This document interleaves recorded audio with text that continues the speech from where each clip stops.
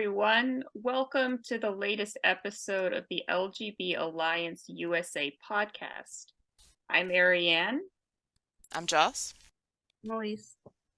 and we're here to discuss the latest Substack article that we released. It was released on September 6th, and it's called Uniting in the Gray Area 3 Years of LGB Alliance USA.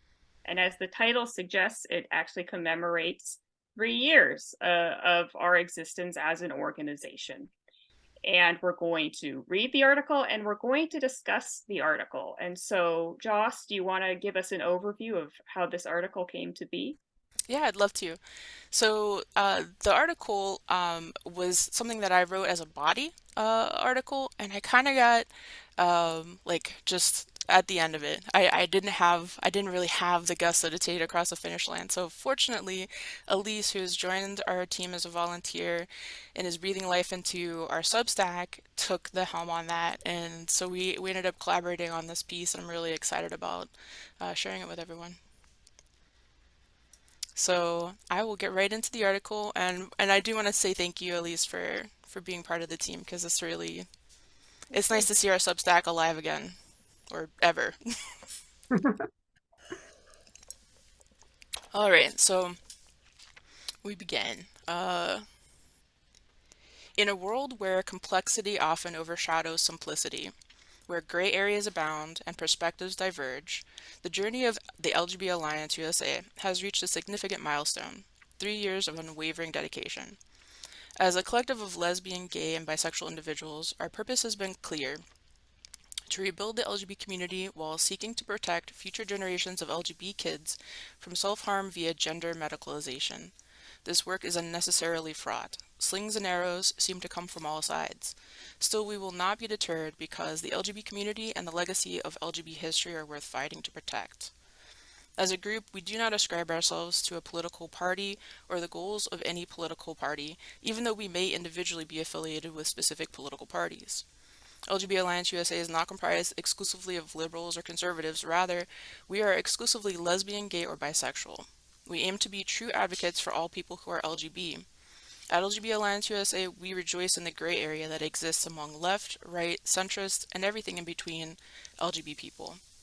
Unfortunately, it's easy to get caught up in divisive rhetoric and one-upmanship, but please remember that we are all here for the same reason. We will likely not all agree on everything. Rather, the point is to share dialogue and fight to advance LGBT rights and protections without vilifying each other for opposing viewpoints. To succeed, we need to be patient with each other and once again learn how to revel in the gray area. The gray area is a good place to be. It's where we learn and grow. Part of how we got to this unsavory place as a community is because we allowed an echo chamber to be the only voices we heard and the only spaces we traversed. We aim to shatter the echo chambers as we work side by side as homosexuals and bisexuals seeking to rebuild our community and provide a safe space for same-sex attracted people to land in this increasingly hostile landscape of LGBTQIA+. We also value our heterosexual allies who understand that LGB and TQIA are not one monolithic community.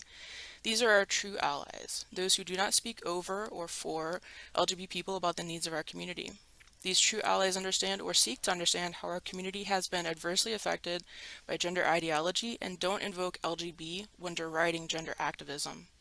We need allies in this fight, but moreover, as all parties are interested in quelling the effects of gender ideology on modern society, we need to learn how to work together unabashedly. We need to dance proudly in the gray area and welcome challenging discussions. We need to build bridges and work across the aisle. We may disagree with another's perspective, but it should not be our goal to convert others to our views, rather to have an open mind and accept that it's okay to disagree. Further, the fastest way to move the needle with any person with whom we are communicating is to listen, ask questions, and engage thoughtfully. We're just getting started here at LGB Alliance USA. As we embark on the path ahead, fueled by the passion of our supporters and volunteers, we stand at the precipice of progress. The road may be winding, the discussions challenging, but our commitment remains steadfast. LGB Alliance USA is not just an organization, it's a testament to the resilience of the human spirit and the power of unity amidst diversity. We extend our deepest gratitude to all who have stood with us, and we invite you to continue dancing alongside us in the ever-shifting shades of the gray area. Together, we can shape a world where dialogue transcends division, where bridges are built, and where the luminous tapestry of LGB history and community flourishes. Let us march onward, forging ahead with an open mind, a courageous heart, and an unyielding resolve as we continue leading the fight for same-sex rights. Thank you, Joss, for reciting that. So I'm curious, when I read the article and just listening to it just now, it really reminds me of a lot of comments we get from various people and sort of within our organization too about to what extent can we really be an open tent when there's so many different sort of divergent views. And sometimes when you try allying with one group, another group gets upset. And when you don't ally with one group, some other people get upset that you're trying to shun that group. So was that something that you were considering when you put this article together for either of you? Yeah, yes. It's hard to walk the tightrope and find the path of least resistance in a way, but knowing that you're actually going through the most resistance possible because the topic is such a fraught one. So it's hard to please everyone all of the time. So yes. I don't know if that answers the question, but it was a thought in mind, and moreover, just wanting more than anything for everyone to see like the finish line, the goal here. We all share the same one, so even if we don't agree on all things, um, that staying steadfast and getting across the finish line is the most important part. Yeah, I think it's just about like, for me at least, we've always been a community with different, political views, different ideologies, differences, right? But um up until recently, we were a community with this thing that united us as a community, and then we kind of, you know, have been pulled away from that. And it's more just about uniting in that thing that makes us a community once again, and fighting for that. Yeah, I think that's very well said. Um, I'm just curious if there are there any specific topics or something that you think that really came to your mind as being ones that are like, um, okay, this is something where we can agree to disagree on, or we should invite dialogue on. Are there some very specific issues that you had in mind um, when you were thinking of this idea of the gray area? For me, personally, not I wouldn't say specific specific issues, but it's more over working for the over the last 3 years in this network of people who are fighting for the same thing. Like we have these heterosexual allies, and so all of the meetings that we hold are for LGBT people. All the things that we do are geared towards LGBT people, but the viewpoints from heterosexual allies are important too. They're dealing with things with their kids and with family members and whatever else. And and really, it does come largely back to like the conservative liberal perspective, um, and seeing how difficult it has been to work in that gray area. It's something that we used to do a lot better as a country many years ago.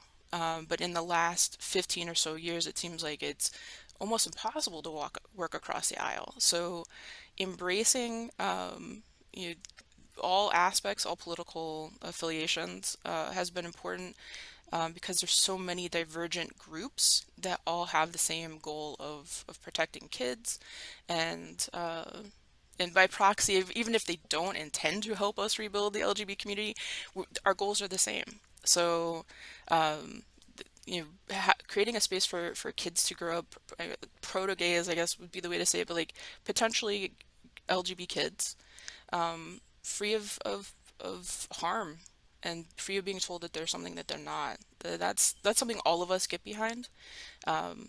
So I I don't know that there's a specific instance, but there have been many. There have been so many where there's infighting in different groups between radical feminists and gay men, like in particular, like there's been weird things that happen on Twitter, in those spheres, and they don't have to exist. It just doesn't.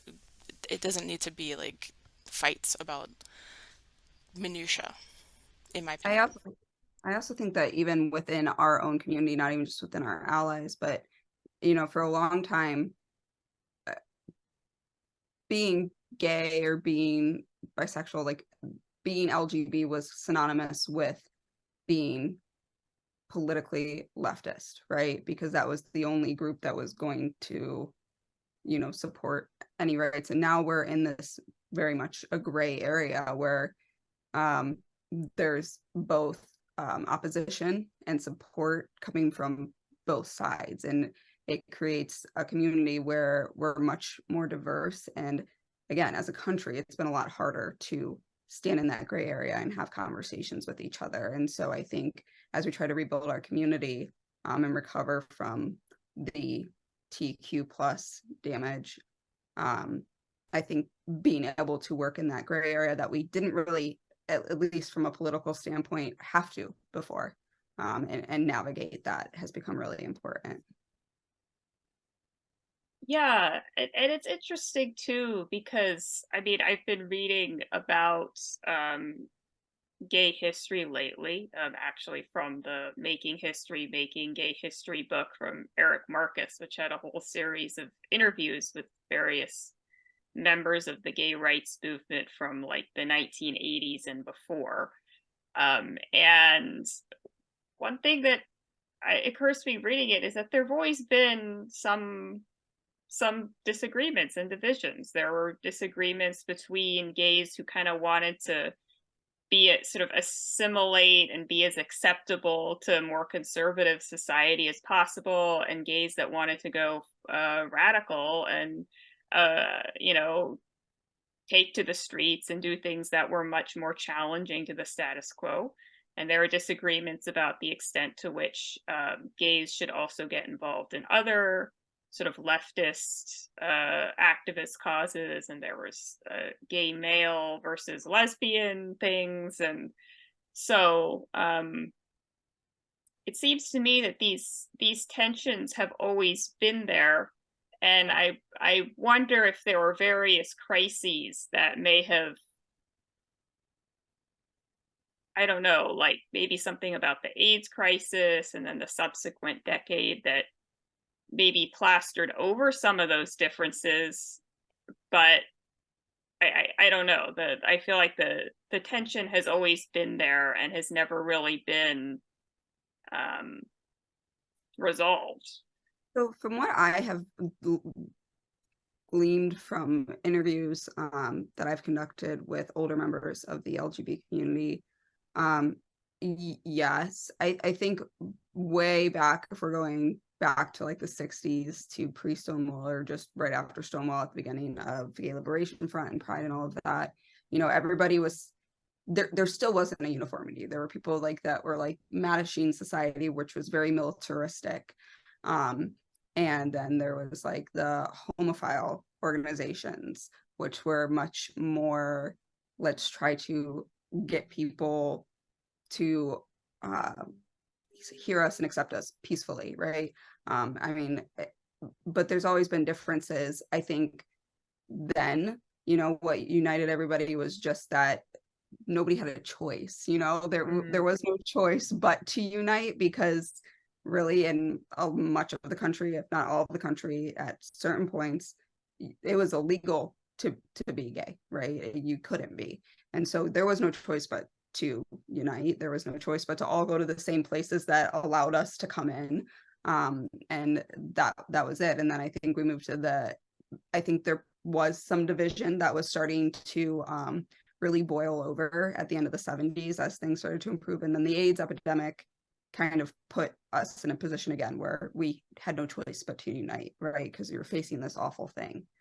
And I think also just the climate of the country now, I don't think it matters what community you're part of. I think in the United States over the last 10 or so years, it's become very difficult for people to have conversations with anybody of differing viewpoints. And so you add in, you know, this minority community that we're part of, this oppressed community that we're part of, trying to make way for LGB rights and rebuild our community, and kind of, you know, reestablish who we are and what we are. It just adds an additional layer of complexity to it that makes it really hard sometimes. That's so well said. Well, thank you. See, this is why we're so happy to have Elise on board as a volunteer, because she's definitely done a lot of research on this. Yeah, very excited for upcoming articles, and especially from the historical's perspective, because it's important for us to document our history accurately, and to find unity in that again, because maybe part of what the problem is the retelling of our history in ways that is not accurate, and gives a very specific narrative, an agenda that ultimately is harmful to our community by and large. For sure. Yeah, and I think that's another way of interpreting gray area, is when you have competing narratives about what happened in the past. Well, what's the truth of what actually happened? Sometimes one side is right, sometimes another side is right, sometimes the truth is kind of in the middle. Yeah, and it's like a gray area there. Yeah, absolutely. I also think it's just, I mean, I think that's absolutely part of the issue. I also think that a lot of it is, I think that our community kind of didn't really see the erosion that was occurring until it was already here and crumbling. And so now we're trying to pick up the pieces, and I think nobody has all of the answers of how to do that and the right way to go about it. And nobody has the same opinions on the issues that brought us here. Because again, we're not monolithic, right? Everybody, while we share, you know, that perspective of, you know, not agreeing with the medicalization, we are not the same as the TQ plus, not, you know, supporting the youth transition and all of those aspects of this, are how we got there and how we, you know, came back to go, whoa, what's happening is a little bit different. And I think how we feel we need to move forward is often going to be different. And some of us, just like, you know, 50 years ago, are going to think we need to be really aggressive and forceful and militaristic. And some of us are going to go, you know, like, let's maybe have some conversations with people. And it's kind of about, like, for each issue that we're dealing with in each incident, you got to meet in the middle. You got to come to the gray area and kind of figure out what's going to work best to move forward for everybody. And just when it comes to policy too, Yes. What sort of policy proposals do you want to support? Which ones do you think are going too far? You know, even people that you can say are sort of within our sort of sphere of agreement in terms of, like, not being with, you know, so much endorsing all the things that the TQ plus are saying, there's still a lot of room for disagreement about, like, do we actually want to support every piece of legislation that's being submitted out there by particular politicians to address this issue? You know, I mean, I can easily see a lot of legislation, people being rightfully afraid of any sort of legislation that could be weaponized back against us. But I also can see people who really feel like that's the only way forward, is to take a much more strident position to you know, put the lid on this again. So that's another thing, policy.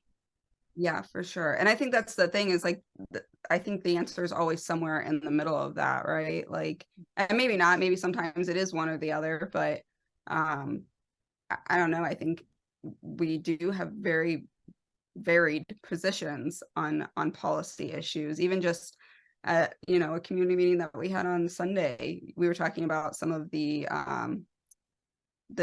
legislation that has been going on in California, and everybody kind of had varied views on it, and the perspectives are not always just I think this is right or wrong. It's very gray. It's very, I'm not sure how I feel about this, or this is, I feel this way, but this is why, and it needs to be more of a conversation, right? And it's more about that. It's more about finding where we are all together and then building out. Yeah, being open to the discussion and being open to challenging yourself in a way as well.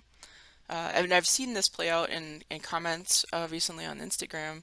There was a lot of hot comments on a post about the trans history thing in California, and then there was one individual who was in these comments. It was 181 different, and I'm scrolling through them, many posts, and there was one individual who was just really going to bat for how important it is to get trans history on the books, and yeah. And it turns out this is a heterosexual man.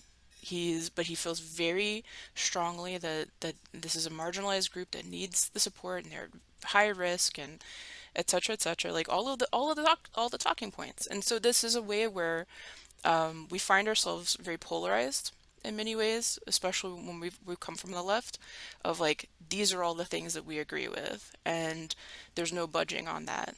But fortunately, in all these comments, way towards the end, a young woman had said, well, hey, how about this? Well, like, how is this fair to LGBT people? And is it actually exploitative of trans people? Is this just the state looking to make more money off of parades and merch and yeah? And then by the end of it, this dude was like, well, I don't know how I feel about it. So in the comments, like, there was a lot of very strong comments going back and forth, but in the they were able to find this conversation with each other, and by the end of it, he was like, well, maybe something's not okay with this. Like, maybe there's some nefariousness going on here.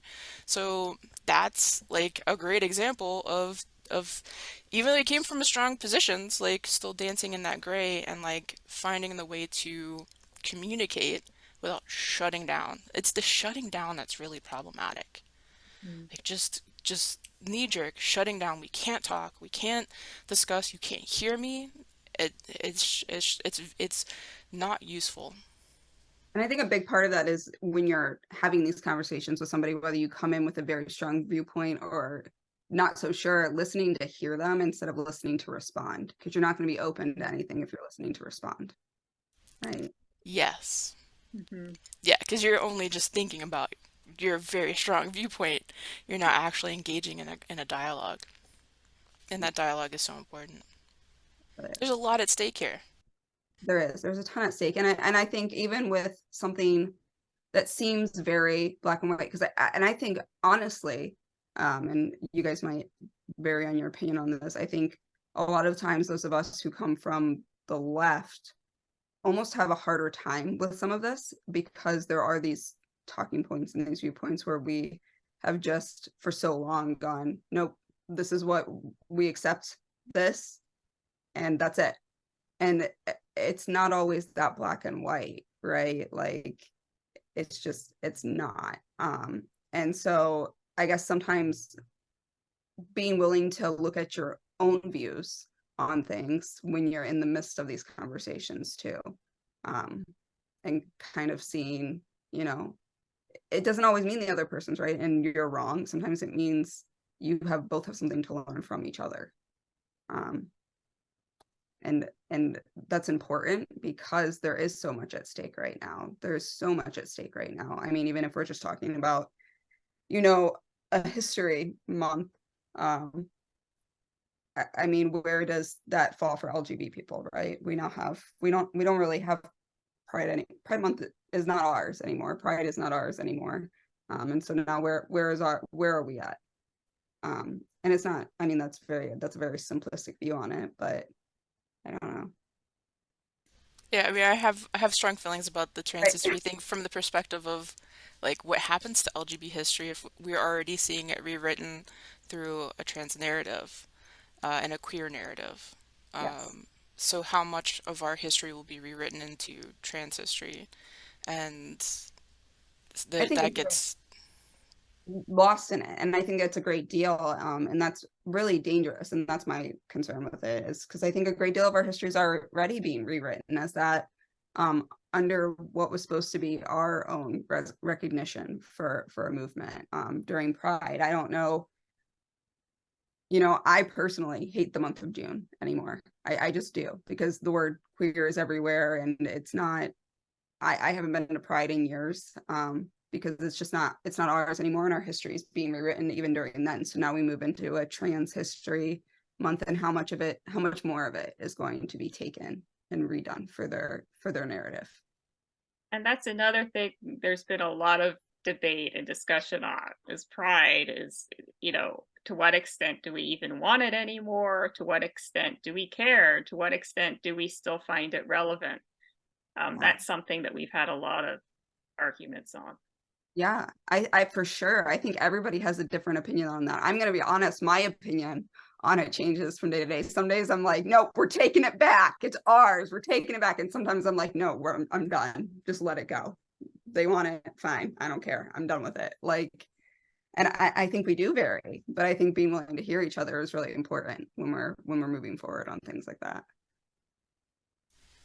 yeah, for sure. I was went to 2019 Pride locally. Big, massive event. Easily 100,000 people. I would just ballpark guess it. It was a ton of people on a very small-ish square. Actually, we walked it. We were in it. So it was actually not, it didn't feel very, that walk was a lot. Anyway, point being, like, it was electric and it was amazing and it was so hype, but I know I wasn't staring at a sea of gay people and even all TQ people. Like there was a lot of people who were spectating in some ways that came out for a parade and came out for a party and aren't affiliated with the community in any way. And but it was electric and uh, so there is something beautiful about Pride to me, and I would like to reclaim it. I would like to see like the one maybe from 2006, Yeah. so like 13 years prior, was tiny. It was definitely all the gay people, and it was very tiny, and just like mind-blowing how much bigger it was in 2019. And we really hadn't been to many in between, at least here. But yeah, it's a party, and it's it's an endorsement of our collective unity as a group, and I think it's something that I would like to see return back to the LGB community. Yeah, I think the last time I really felt like Pride was electric like that was probably, I want to say 2014. I haven't been to Pride since probably 2017, because it just started not, it just felt different that year. And I was just done. But like, yeah. The sponsored tables and booths and Oh, whatever yes. by the vodka companies and everything else, like it was very commercial, Yeah. and Pride Orlando wants that because that how you got to fund it, right? They're funding it, so But I think it's a big production. even in Cleveland in 2014, to some degree, or oh, I guess it wasn't 2014. It was probably 2013 was the last one that didn't feel like completely commercial. There were still some aspects where you're like, oh, it's getting a little bit corporate in here, but it was the gay community and maybe some allies. It was still very much ours, and an endorsement of who we are and what we are, and a place for our community to come together. But we're also talking about, 2013 was an era where we still did not have any like we didn't even have, you know, the fact that, you know, states had to acknowledge gay marriages, even if they did not issue marriage license to gay people. We didn't even have that ruling yet. That came later in the year of 2013 from the Supreme Court. We're in the area of same love from Macklemore, I think, where we're still talking about this issue. And in reality, we still need to be talking about that issue, these issues, right? Because we still don't actually have codified rights. All of our rights are dependent on 3 Supreme Court rulings, which are 2015, 2013, and 2003. And so these are still issues that we need to talk about. And I think somewhere along the way with the, you know, the takeover of Pride by the TQ plus, and kind of the disbursement of our community just going, this isn't ours anymore. We've lost sight of that and lost sight of what's still at risk and what we still need to do. And I think Pride is that place where we come back together. So I do think it's still important, and it's still something that we need and that is ours, because it refocuses us as a community to some degree. Yeah, definitely. And it is the issue of homophobia isn't over. No. Homophobia didn't end, and we still need each other as a community. It breaks my heart that the kids do not, that the, you know, Gen Z babies do not have a community to embrace them like I had when I came out, in 99, 98, 99, whenever it was. Like, there was a community for me, and I made friends, and I had like experiences that they'll never get, and that's it's important to have those allies, and to have that connection, and to have that sense of chosen family. And I I think know that not everybody loves that word, but no, I do love that word though. I really do. But I think that concept expands beyond just the LGBT community too. I think, and I mean, it definitely is driven by Gen Z, but I think it's a lot of things. It's not just like LGB and TQ plus, but there's this concept now where we can't, gatekeeping gets thrown around a lot, right? And I hate that word, because the point of a community is to be, a community literally is these people with this thing in common that unites us, that we are looking at, that we're moving forward towards, that we're focused on, or that we all have in common, right? And so when you don't allow that to occur, when you don't allow us to have communities that are just our communities, it really, there's a breakdown, there's a lack of like connection that you feel with people. And I think the concept around, you know, the real focus on not gatekeeping things, I'm trying not to be, you know, sassy when I say that, but it really gets to me, I'm not gonna lie. The idea around it, I think, is to not leave anybody feeling left out, but in my opinion, in reality, what it does, especially for marginalized or at-risk communities, or just anybody who's not really just your typical, I don't know, I guess marginalized individuals, it takes away the places and the people, the way for you to find people that are like you and that you feel like you belong. So I don't think gatekeeping is a bad thing, and I think we need to change our thinking on that to a degree as well. Yeah, I agree. And I think this is also relates to the gray area, because then there's the whole question of, you know, where do you draw the line with Right. gatekeeping? You know, what? Exactly. Yeah. So, Exactly. you know, there's always been, you know, debates about, well, you know, lesbian only. Okay. Does that mean a lesbian can bring a bisexual girlfriend with her? Does Right. that, you know, like, does that mean bisexual women are allowed? You know, things like that. When do we want to have groups that are open to the public? Do we want every group to be gate kept? You know, so, and in some sense, the way I see it is that gatekeeping wouldn't really be necessary if there was more community respect for boundaries. Right. You know, you can always have, you know, a small number of people in a group, you know, an exception here and there, because you know that, you know, Right. that's, you know, the general rules, but you know that reality is complicated.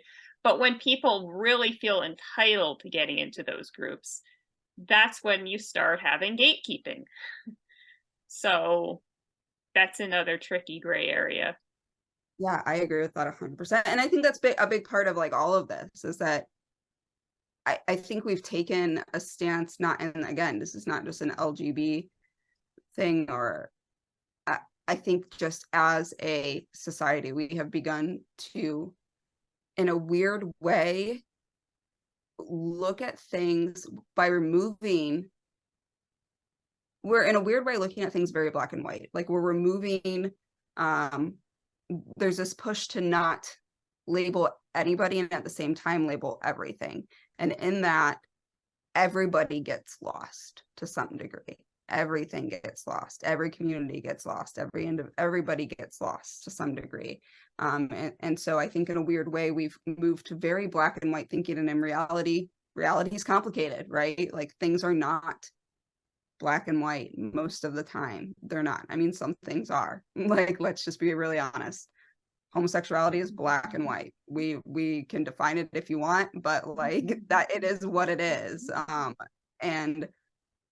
But I think respect for communities and respect for the fact that even if there's an exception here or there, it's because reality gets kind of gray, and respecting the gray area and not taking advantage of the gray area and using it as a means of entitlement is also important. What was that look, Jos? As a means of entitlement. Exactly. The boundaries are important. I'm really glad you brought that up, Arianne, because boundaries are important. And most of what we're dealing with here is entitled breaking of boundaries. So, and it's all over the place. It's in everything. Yeah. Yeah, and I think on that note, that's just a great note to end on. And we just want to say that we're here to foster healthy dialogue and to, like was said in the article, dance in the gray area.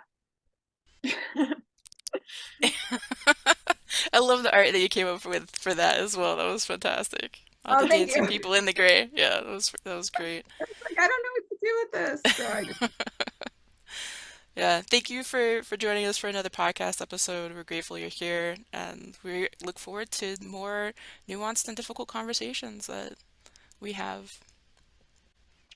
All right, we'll see you next time.